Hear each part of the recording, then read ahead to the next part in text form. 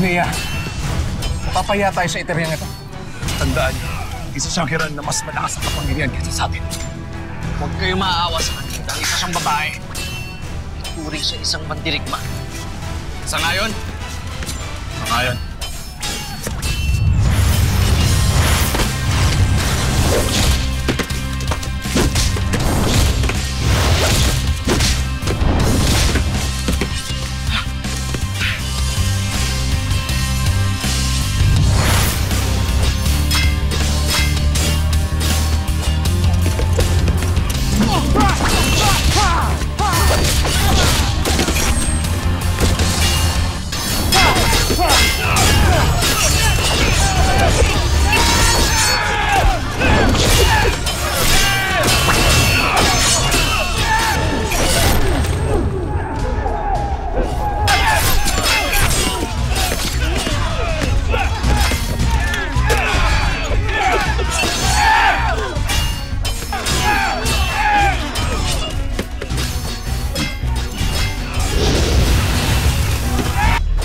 Hindi nito pasamata na ang pagdurugo ng Yusuf.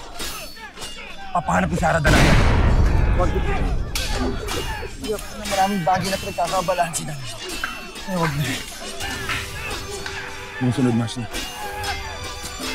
Anong tatawagin ni Mashna? Batid ko na isa akong Mashna. Nakamali ka. Pinakita mong katapangan at katangian ng isang pinguno. Kaya para sa isa kang Mashna.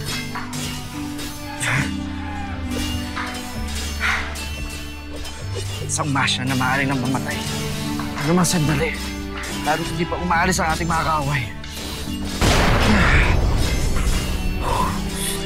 Kaya isang pakiusap ang nais ko sana hiling sa iyo, kaibigan. At ano yun?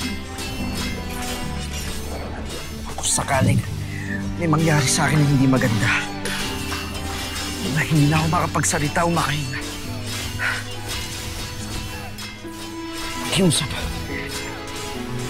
Sabihin mo kay Danaya na kahit napakaraming kabiguan na aking napagdaanan, ako'y nilait